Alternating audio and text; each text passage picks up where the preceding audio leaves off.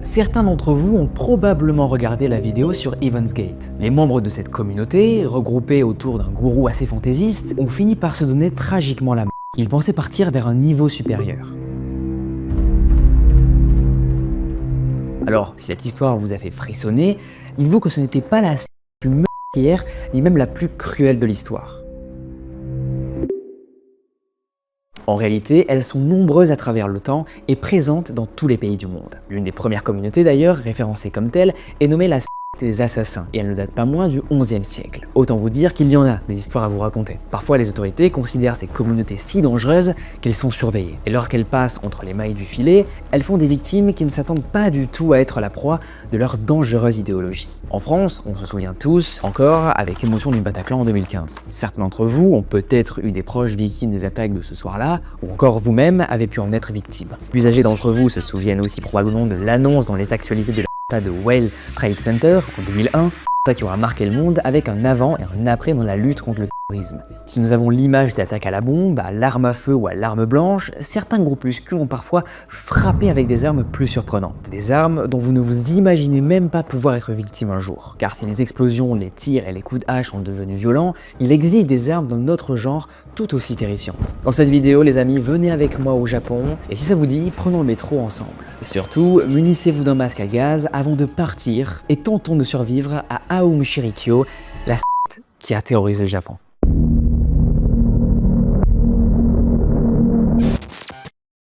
Si vous êtes fasciné par les histoires de manipulation ou de sectes comme celle que je m'apprête à vous raconter, je vous recommande alors très fortement de jeter un petit coup d'œil au documentaire NXIVM sur Explore. Alors pour vous expliquer un petit peu l'histoire, c'est celle d'une secte américaine qui prétendait offrir la liberté, la réussite et l'épanouissement personnel à des humains. Mais derrière cette façade se cachait un réseau tissé de manipulation, d'abus psychologiques et de pratiques épouvantables. Préparez-vous à découvrir l'histoire fascinante et terrifiante de India Oxenberg, une jeune héritière victime des pratiques de cette organisation. Au fil des épisodes, vous plongerez dans les coulisses d'un groupe qui a manipulé ses membres à tel point qu'ils ont perdu, dites-vous, toute notion de réalité. Mais ce n'est pas tout. Vous apprendrez aussi comment l'actrice Alison Mack, connue pour son rôle dans Smallville, est devenue une des recruteuses les plus impitoyables de cette secte. Mais alors comment expliquer que des milliers de personnes aient été attirées par cette organisation et que des figures publiques ont pu être impliquées dans des pratiques aussi sordides? Chaque épisode du documentaire, vous le verrez, nous emmène un peu plus loin dans les méandres de cette histoire. La vérité semble encore plus terrifiante que la précédente. Sur Explore, la chaîne 100% documentaire, vous retrouverez cette enquête et d'autres récits aussi fascinants qu'intrigants. Le meilleur du documentaire sur l'actu, la société et la pop culture vous attend les amis sur la chaîne Explore. Vous pouvez retrouver des films et séries documentaires en intégralité pour seulement, les amis, écoutez-moi bien, 3,99 € par mois. Et avec un essai en plus de ça gratuit de 7 jours. Vous pouvez retrouver l'offre Explore sur Prime Video Channel, la TV Orange, Free et même Apple TV. Merci de m'avoir écouté et sur ce, reprenons l'histoire. Tokyo, 20 mars 1995. À 8 h du matin, l'heure de pointe matinale, la ville est déjà en effervescence. La plupart des Japonais sont sur le chemin du travail ou de l'école. Certains s'y rendent à pied, d'autres à vélo. Et certains prennent les transports en commun, comme le métro, qui ne compte pas moins de 9 millions d'utilisateurs quotidiens. L'angoisse totale. Même si demain est un jour férié et que beaucoup d'habitants font le pont, la fréquentation reste quand même assez élevée. Les rames bondées des lignes Chiyoda, Marunouchi et Ibiya passent au quartier du gouvernement et des affaires. Un peu avant les stations concernées, des passagers énigmatiques, vêtus de noir, embarquent simultanément sur les différentes lignes. Lunettes noires, parapluies au bras et masques chirurgicaux sur le visage, ils tiennent chacun avec précaution un sac plastique un peu boursouflé. Des passagers peut-être plus observateurs ou que d'autres les remarquent assez intrigués. Malgré leurs airs étranges, ils ne sont pourtant pas non plus particulièrement inquiétants. Et là, profitant de l'anonymat de la foule, dans un acte parfaitement synchronisé sur des 3 lignes différentes, les hommes posent les sacs sur le sol, délicatement. Puis, ils les percent avec le bout de leur parapluie avant de descendre aux stations suivantes sans dire un mot. Les usagers, restés dans les rames, ne le savent pas encore, mais les portes automatiques qui viennent de se refermer les condamnent à une certaine. Un carnage se produit. Une vapeur piquante à l'odeur amère leur irrite les yeux et les voies respiratoires. Leurs yeux se brouillent, leur gorge s'assèche et ils se mettent aussi à tousser de manière incontrôlable.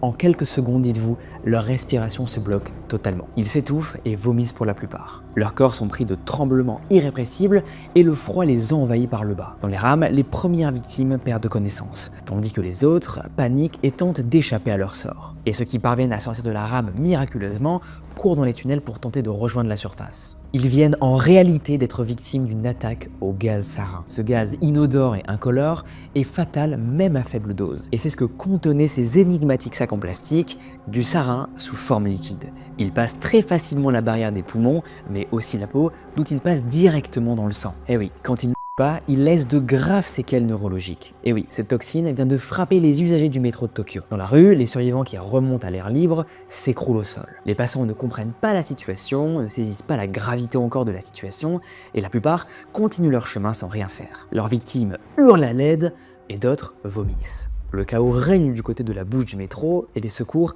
tardent malheureusement à arriver. Pour cause, 3 stations ont été touchées simultanément et les blessés beaucoup trop nombreux sont difficilement pris en charge. Alors que personne ne comprend encore la situation, les employés du métro sont envoyés nettoyer les rames afin d'éponger cet étrange liquide. Vêtus de combinaisons rudimentaires et à l'aide de papier journal, ils commencent à éponger. Et l'un d'entre eux s'effondre. Et l'équipe se réfugie entièrement hors des wagons. L'opération de nettoyage est directement arrêtée en attente d'être prise en charge par des unités compétentes. Malheureusement, des mois plus tard, les victimes souffrent toujours de terribles séquelles, coma et d'autres paralysés malheureusement à vie. Au total, ce jour-là, on comptera 13 morts et plus de 6300 blessés. Ouais, tout ça va être recensé. Un bilan relativement léger vu l'extrême toxicité de cette substance et la fréquentation du métro hyper abondante. L'attaque ébranle l'opinion publique, dites-vous que le pays là entier est sous le choc. Les semaines qui suivent, la paranoïa règne dans les esprits et le moindre fait divers sème la panique. En revanche, les autorités, elles, savent déjà sur qui se pencher. Un groupe religieux nommé Aum Shinrikyo est connu depuis l'année précédente pour avoir diffusé du gaz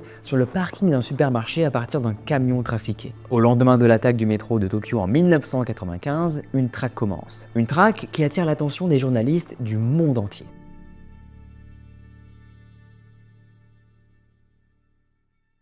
En 1984, un dénommé Shizuo Matsumoto, plus connu sous le nom de Choko Asahara, ouvre un atelier de yoga. Né en 1955 sur l'île de Kyushu, dans le sud du Japon, il est presque aveugle à la naissance. Ses parents le scolarisent dans une école pour enfants non-voyants où il effectue toute sa scolarité. Et quand il en sort en 1977, il tente alors l'examen d'entrée à l'université de Tokyo. Mais malheureusement, il échoue. En 1978, il se marie avec Tomoko Ichi, avec qui il aura 6 enfants. La société sous laquelle il prodige ses cours de yoga porte le simple nom de Om. Om est une syllabe sanskrite qui représente le son primordial de l'univers. En 1987, Shoko Asahara visite l'Inde et dit recevoir l'ultime délivrance dans la chaîne de l'Himalaya. Il y rencontre aussi le Dalai Lama et par je ne sais quel stratagème, il le persuade qu'il est capable de l'éviter et le Dalai témoigne son admiration devant les journalistes. Le Dai salue devant les caméras les dons généreux de Om à la communauté bouddhiste. Il appelle le gouvernement japonais à lui accorder un statut d'exonération fiscale qu'il dit être bien mérité. Il faut dire que les dons faits par la société de Om sont estimés en tout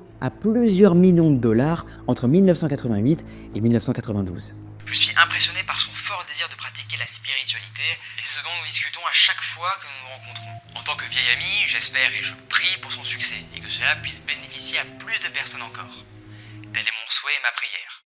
Le même mois, Shoko Asahara ajoute au nom de la société le terme Shinrikyo, qui signifie vérité suprême. Om Shinrikyo se revendique être la religion de la vérité suprême. Ce changement de nom annonce aussi le changement radical pour les adeptes de Om. Alors, progressivement, Shoko Asahara injecte dans ses cours de yoga une idéologie religieuse d'inspiration principalement bouddhiste. Il y intègre aussi des éléments empruntés à l'hindouisme et au christianisme et clame l'arrivée imminente de l'apocalypse. Et plus surprenant encore, il apporte aussi un grand crédit aux prophéties de Nostradamus. Bon, pour ceux qui n'auraient pas la ref, il s'agit en fait d'un apothicaire du XVIe siècle qui a écrit un ouvrage dans lequel beaucoup de personnes ont cru déceler des prédictions sur l'avenir. Pour Shoko Asahara, en accord avec l'apocalypse biblique et les théories d'un vieil apothicaire mort depuis 5 siècles, il ne fait aucun doute. La fin du monde est proche. Et devinez quoi? Seuls ceux qui suivront son enseignement seront sauvés. Le gourou commence à enchaîner les apparitions publiques où il se présente comme un mokshaman. Le terme moksha, du sanskrit libération, désigne dans l'hindouisme la libération finale de l'âme individuelle. Oui, selon lui, il n'est ni plus ni moins que le Christ lui-même revenu sur Terre pour sauver nos âmes de l'apocalypse. Shoko Asahara tient oui bel et bien le même discours que celui de Do, le funeste gourou de Heaven's Gate. Au fur et à mesure de ses apparitions publiques, Shoko Asahara rassemble progressivement de nombreux croyants, et les profils sont plus ou moins variés. Certes, il y a des jeunes et des personnes fragiles en quête de repères, mais il recrute aussi des cadres intellectuels et des ingénieurs. Du jour au lendemain, les familles des recrues de Home voient leurs proches disparaître, abandonnant femmes et enfants, laissant tous leurs biens derrière eux. Comme on l'aurait tous su, les familles craignent pour leurs proches, qui semblent être soumis à du lavage de cerveau et des contraintes financières hyper élevées. Beaucoup tentent de convaincre leurs proches de quitter cette secte et vont même jusqu'à porter plainte auprès des autorités. Mais il est malheureusement déjà trop tard, le piège, oui, s'est bel et bien refermé sur les adeptes de la secte de Home. Shoko Asahara met dans l'esprit de ses fidèles ce qui pense être pour lui la vérité suprême. La suprême vérité que détient Shoko, lui, le Christ venu sauver les âmes sur terre, c'est que l'apocalypse est proche et lui seul apparemment détient la connaissance pour être sauvé. D'abord, il va apprendre le yoga à ses adeptes. Enseignement d'ailleurs qui lui sert à recruter les personnes de la secte. Pendant ces séances de yoga, certains fidèles de Shoko Asahara disent vivre des expériences mystiques transcendantes. Ils se sentent tous envahis d'une lumière qui les remplit d'énergie. Si vous pratiquez un peu la méditation, vous le saurez donc, vous savez que ce sont là des phénomènes que l'on peut ressentir par la visualisation et la projection. Des techniques plutôt classiques à vrai dire dans la pratique du yoga et de la méditation. Mais le gourou affirme à ses disciples que cette expérience médiative est divine et qu'il s'agit là de la preuve qu'ils ont atteint un niveau spirituel extrêmement élevé. Bien sûr, l'énergie prodigée par lui, leur gourou n'y est pas pour rien. Afin d'étendre toujours plus son influence, il propose à ses fidèles de fabriquer des substances hallucinogènes vitamines et LSD qui leur administrent dans le cadre de cérémonies. Comme tout bon gourou qui se respecte, il instaure aussi des règles qui ont pour conséquence la restriction de sommeil, l'isolement et la privation alimentaire. L'objectif spirituel, là, consiste à se débarrasser des mauvais karmas pour la vie présente et pour les vies futures en s'infligeant des souffrances psychiques et aussi physiques. Cette fin, pour lui, en fait, justifie tous les traitements que subissent ses disciples, puisque, bien entendu, toutes ces règles s'appliquent seulement à ses disciples, pas à lui-même.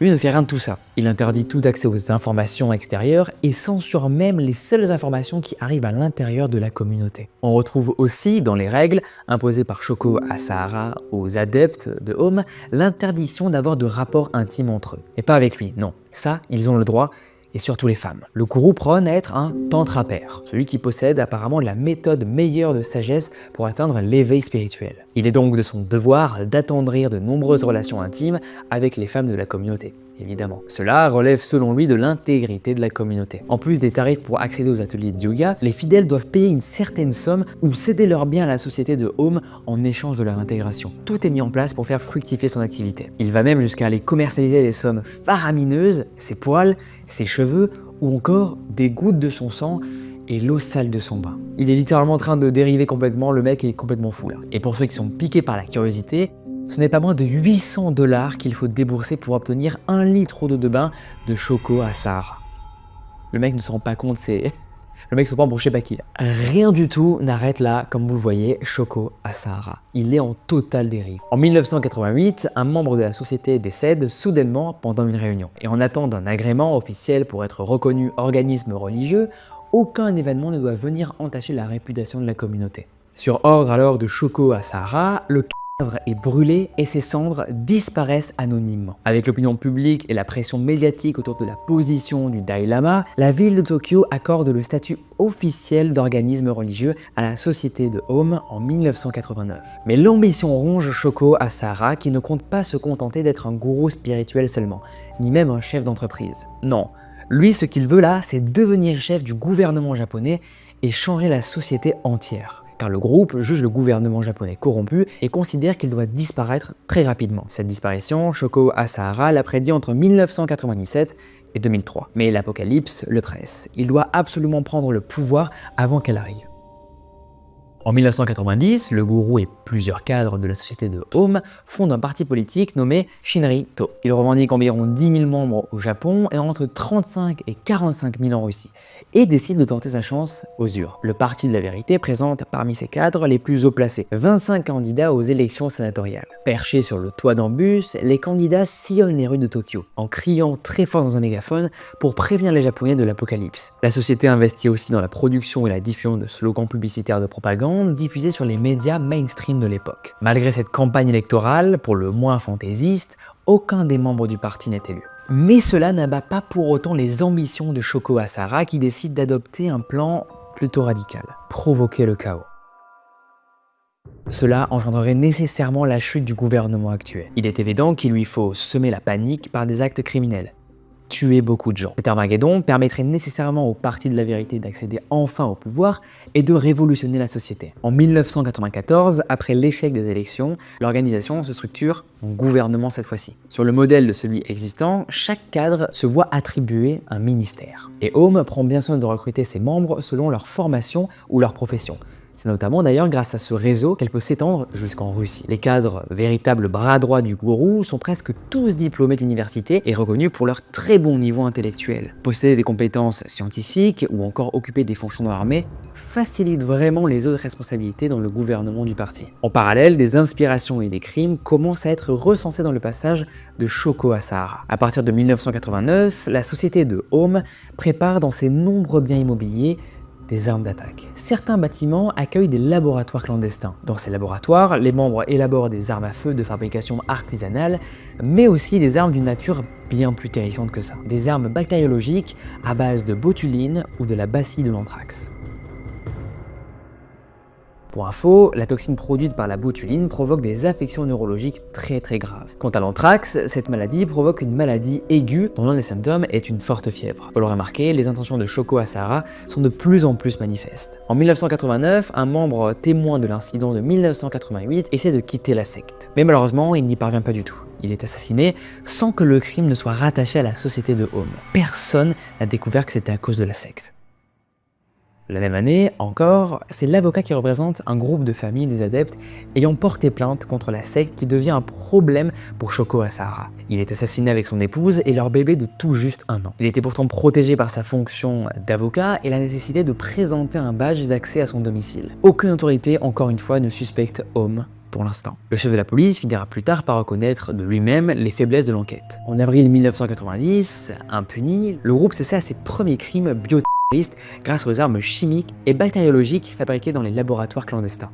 La violence des attaques monte d'un cran là, vous allez le comprendre très vite. 3 véhicules là sont équipés pour répandre la toxine botulique. Le premier entre dans Tokyo, se dirige vers le gouvernement japonais et répand le produit. Pendant ce temps, un autre véhicule se dirige vers la ville de Yokohama et sa base navale américaine. Quant au 3e véhicule, sa cible est l'aéroport international de Narita. Heureusement, l'attaque est un échec. Les souches de la bactérie utilisée s'avèrent en quantité insuffisante et la virulence de la toxine est très faible. Il faut dire que Home n'a réussi à se procurer jusqu'ici que des souches vaccinales et donc très fortement diluées, ce qui ne cause pas véritablement de dégâts concrets. Les canons de dispersion artisanaux semblent aussi présenter des dysfonctionnements et les gaz donc par conséquent se répandent très mal. Cette attaque passe totalement inaperçue et l'échec contraint le groupe à revoir son plan et perfectionner son matériel. Car la détermination de Shoko Asahara n'est toujours pas ébranlée et il ne compte pas en rester là.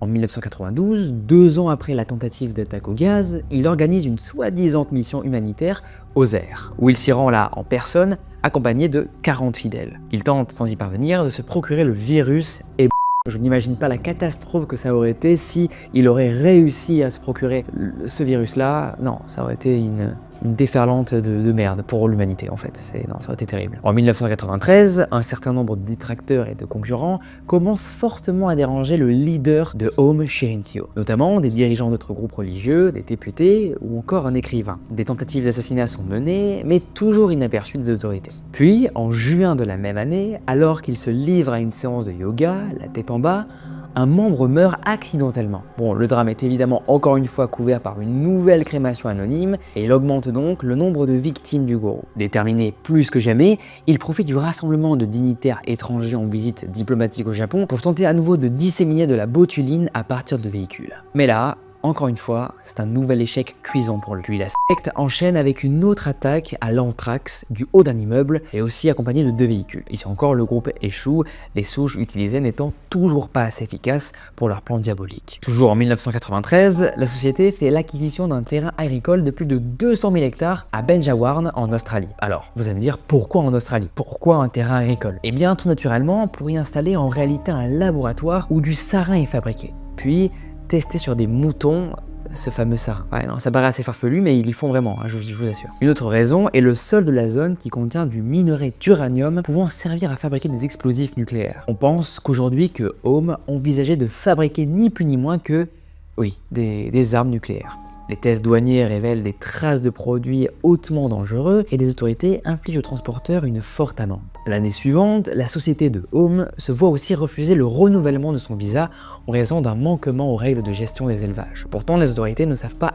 exactement ce à quoi sont destinés les moutons dans cette horrible exploitation. Home se voit contrainte de revendre le terrain. En parallèle, au Japon, un pharmacien d'un hôpital géré par la secte ose émettre des doutes sur les soins prodigués à une patiente. Très méfiant, il lui conseille alors de quitter la communauté, cela lui vaut d'être rapidement assassiné, sur ordre évidemment de cet enfoiré de Shoko. En mars 1994, il ordonne à 2 sœurs membres de la secte d'enlever leur propre père et de le contraindre à faire don de sa fortune à la société de Home. Le mec n'a aucune morale. L'homme feint de se convertir à la vérité suprême et, au bout de 5 mois, ses filles le relâchent. Mais il se précipite pour porter plainte contre elle et l'un des responsables de Home. Étonnamment, les cadres de la société réussissent à persuader la justice que le groupe n'est pas impliqué dans cette séquestration. Encore une fois, le gérant s'en sort indemne, seules les 2 filles de la victime sont condamnées. Pendant ce temps, dans les laboratoires clandestins de Tokyo, la production d'armes à feu est toujours en cours, et encore pire, une toxine sous forme de gaz liquide est enfin synthétisée, le gaz sarin.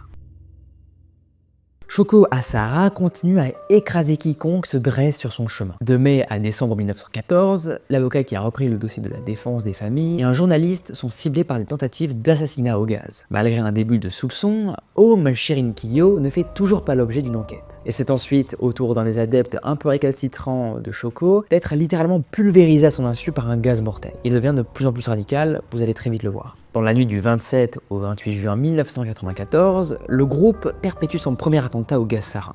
La ville est la cible de Matsumoto, et l'attaque fait 8 morts et 200 blessés. Les résidents de la ville soupçonnent ce groupe religieux assez étrange qui a installé ses succursales aux alentours. Ils en informent alors donc les autorités, mais la police, elle, soupçonne en réalité un des habitants, un certain Monsieur Conan. Légèrement atteint, son épouse est décédée des suites de ses blessures dues à l'attaque. Le pauvre homme est accusé d'avoir voulu l'assassiner. Les autorités commencent à recevoir de nombreuses lettres anonymes qui dénoncent Home. Il faut pourtant attendre des émanations suspectes de gaz dans une autre ville voisine pour qu'une enquête à l'encontre de la société Home soit enfin ouverte.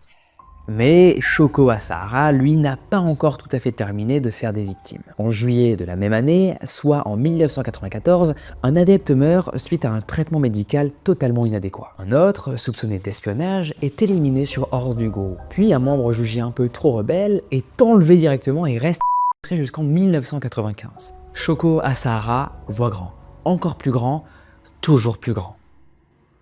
Il ordonne à son équipe de travailler sur des prototypes de contenants susceptibles de contenir le gaz sarin liquide, qu'il a exploité pendant, vous l'avez vu, toute cette vidéo. Ce qu'il veut, lui, c'est une attaque de masse qui ferait énormément de victimes. Une attaque si effroyable qu'elle sèmera le chaos et provoquera la chute du gouvernement, lui permettant enfin de prendre le pouvoir de changer la société. Car l'apocalypse est proche, et seul lui peut sauver apparemment les âmes terrestres. Il a appris la leçon avec les canons diffuseurs des premiers camions qui ont été un échec. Le sarin étant fortement létal, les contenants doivent être conçus alors de manière à pouvoir contrôler la dangerosité et la laisser se disperser uniquement dans un endroit choisi. En 1994, un prototype alors de sac est mis à l'essai, mais le test encore une fois échoue. Pendant ce temps, les assassinats, les enlèvements et les meurtres continuent pour autant. L'année 1995 est inaugurée par la tentative d'assassinat du chef d'une association de victimes de la société de Home. Et je ne sais pas vous, mais personnellement, ça me rend triste de savoir que pendant tout ce temps-là, les proches des adeptes de Home se sont battus pour les aider. Mais en vain. En guise de réponse, ils ont reçu des représailles de la part de la secte et aucun soutien de la part des autorités. C'est vraiment horrible. En plus, on a déjà vu que le groupe n'hésite vraiment pas, mais alors pas du tout à s'en prendre à ses familles. En février, une des adeptes prend alors la fuite et essaie de quitter Home. Alors, des cadres de l'organisation sont envoyés directement chez le frère de la fugueuse pour le kidnapper. Le but est de lui faire révéler la cachette de sa sœur. Au passage, ils lui font un peu de chantage alors pour qu'il fasse donc ses économies au groupe. Pour le gourou, encore une fois, tout argent est bon à prendre. Mais alors, comme le frère refuse complètement, il est lui aussi assassiné. Et malheureusement, mais tant mieux pour nous, les auteurs de l'enlèvement ont laissé derrière eux des empreintes qui seront bonnes à prendre pour les autorités. Identifié et connu comme membre de la société de Home, une descente de police est ordonnée dans ces locaux pour le mois de mars. Probablement informé de la situation par une taupe, cette ordonnance policière précipite ce que Shoko Asahara conçoit comme l'avènement de l'Armageddon. En ce mois de mars 1995, la société de Home possède un empire financier. Le moment alors pour eux est enfin venu. Shoko Asahara coordonne plusieurs attaques au gaz. D'abord le métro Tokyo, ce 20 mars 1995. Comme Home est déjà connu pour l'utilisation du sarin, les autorités alors se tournent immédiatement vers la secte, d'autant qu'on commence enfin fortement à la suspecter pour divers assassinats et sombres histoires de séquestration. Mais 10 jours après, le 30 mars, le chef de l'agence nationale de la police japonaise est grièvement blessé de 3 balles. Et là, non, il ne s'agit pas du tout d'un hasard. Home joue de sa puissance pour ralentir, voire empêcher l'enquête. Et en attendant que les autorités aient assez de preuves et les moyens pour arrêter ce massacre, les attaques continue à nouveau. En mai, c'est une attaque au cyanure qui va être déjouée. Puis une autre attaque au sarin est empêchée de justesse. 2 jours après, les amis, la police réussit enfin à prendre d'assaut différentes succursales à Tokyo dans le reste du pays. Mais pas encore pour l'instant de traces du leader. On cherche à tout prix à mettre la main sur Shoko Asahara. Mais on va y arriver finalement, vous inquiétez pas. Il est finalement retrouvé le 16 mai 1995 au quartier général de l'organisation au pied du mont Fuji. Le mec trop aléatoire. Habillé de sa traditionnelle robe mauve, il est retranché dans une pièce secrète, assis en tailleur dans un coin. Et lorsque la police le met en état d'arrestation et l'informe du motif, il va apprendre ceci. Attendez, comment un aveugle comme moi pourrait organiser un acte pareil? C'est absurde. Le 22 mars 1995, pas moins de 2500 policiers assiègent un bâtiment religieux où la secte a implanté ses principaux laboratoires clandestins. Cachés dans une chapelle, les autorités trouvent des dizaines de membres de la secte qui gardent un stock de produits chimiques suffisants pour fabriquer 5,6 tonnes, dites-vous, de gaz sarin. À peine de quoi tuer 4 millions de personnes. Et bien sûr, vous l'aurez deviné, la société de Home dément totalement ses implications dans les attaques au gaz. Elle se défend en affirmant que les substances en question servent à faire de la poterie et des engrais chimiques. Non mais là sans déconner, ils se foutent littéralement de la gueule des flics, c'est vraiment terrible ce qui se passe. Dans un coffre-fort appartenant au gourou, les autorités saisissent 700 millions de yens en espèces et 10 kilos d'or en lingots. Pour vous donner une idée, sans même prendre en compte l'inflation, aujourd'hui, 700 millions de yens équivaut à presque 4 500 000 € pour nous. Sans parler là de la valeur des 10 kilos d'or qu'il y avait. J'ai épargné ça pour vous dire. Au total, si on fait un bref résumé, c'est 189 membres de la société de Home qui sont traduits en justice pour toutes les attaques auxquelles les autorités peuvent les relier. Mais aussi, enfin, les assassinats et autres crimes commis. Bien entendu, les autorités japonaises retirent rapidement le statut officiel d'organisation religieuse à Home Shinrikyo. En Russie, où elle est implantée depuis 1992, il faut le savoir, l'organisation est immédiatement interdite partout. Au Japon, des demandes de sa dissolution sont proposées à la Commission de la sécurité publique en raison de ses activités subversives passées. Mais comme vous l'aurez peut-être deviné, elles n'aboutissent pas. La société renommée du nom d'Alep en 1989 continue d'exister même si elle reste sous surveillance policière et n'a pas le droit du tout de poursuivre l'enseignement de Shoko Asahara. Et comme leur maître, elle recrute des adeptes en proposant des ateliers de yoga et de divination à une cible très privilégiée, les jeunes qui n'ont aucun souvenir de la meurtrière attaque de 1995. En 2000, sous l'influence d'un ancien cadre de Home qui affirme être resté à l'écart des crimes, la société tente de rompre avec son passé. Les doctrines dangereuses sont abandonnées et les membres doivent s'engager par écrit à respecter la loi. Pour redorer l'image publique de la société, ils présentent leurs excuses et ouvrent un fonds destiné à offrir une compensation financière aux victimes de Home. Mais la société ne versera jamais cet argent. Vous l'aurez deviné. D'après un rapport d'avril 2004, le gouvernement japonais considère que la société de Home est encore une menace pour la société. Et pourquoi je dis ça? Car en réalité, l'influence de Shoko Asahara reste encore très grande. Des enregistrements des préceptes au maître ont été découverts lors des perquisitions, apportant la preuve sûre que Alep continue d'entretenir un lien avec ses enseignements. Quant à Shoko Asahara et plusieurs autres membres de la secte, ils attendent leur jugement encore là et depuis tout ce temps. Devant le tribunal, le gourou tente d'abord de nier toute implication avant de cesser simplement de s'exprimer. Tout le reste de son procès, il se montre muet, ne répond à aucune des questions qui lui sont posées et ne communique même pas avec ses avocats, dites-vous. Il n'a jamais réellement expliqué à la justice les motivations des attaques. Shoko Asahara n'est pas directement mis en cause, mais par procuration. Même s'il reste l'unique commanditaire des actes qu'on lui reproche, il n'en a exécuté aucun indirectement. Il est accusé en tout de l'attentat de Tokyo, de l'attaque au gaz sarin à Matsumoto en 1994, du meurtre de l'avocat et de sa famille, et du lynchage de plusieurs membres de la secte. Et enfin, il est accusé de fabrication d'armes,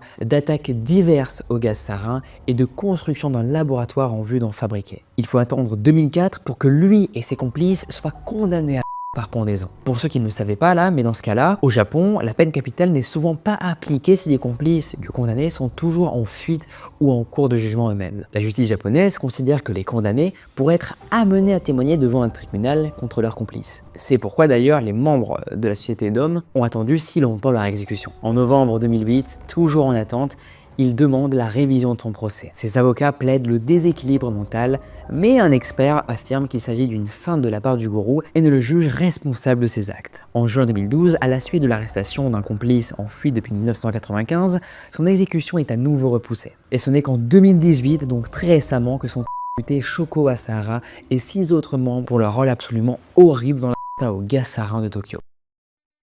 Au total, la justice condamne 12 autres membres de la secte Dome à la peine capitale pour leur implication dans les crimes de l'organisation, dont l'explosion. L'attentat au Gasarin du métro de Tokyo est sans précédent pour l'époque. Et le Kadido a même fait l'objet de commissions d'études de la sécurité française pour observer un petit peu comment les autorités japonaises ont réagi à l'attaque et mettre à profit leur expérience dans les dispositifs de sécurité.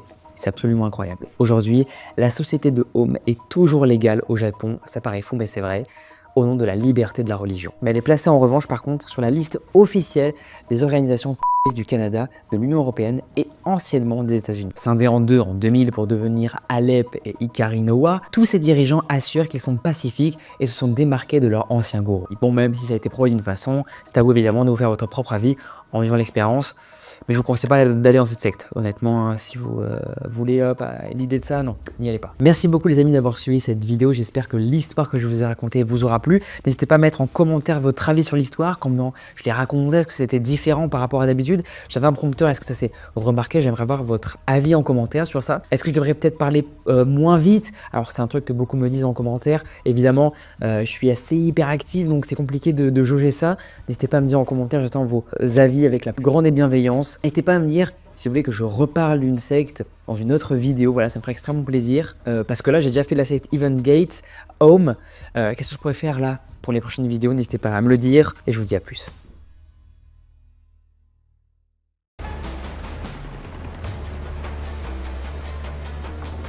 Okay.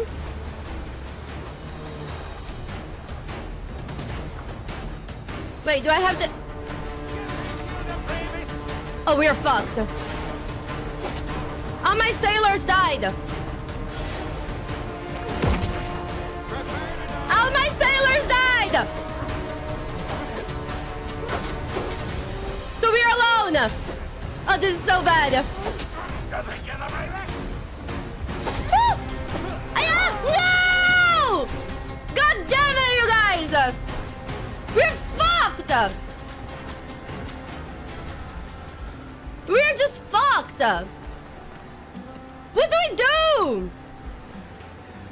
Do we loop again or do we call ship happens? Oh my god! We're fucked! God damn it! Do not forget your food.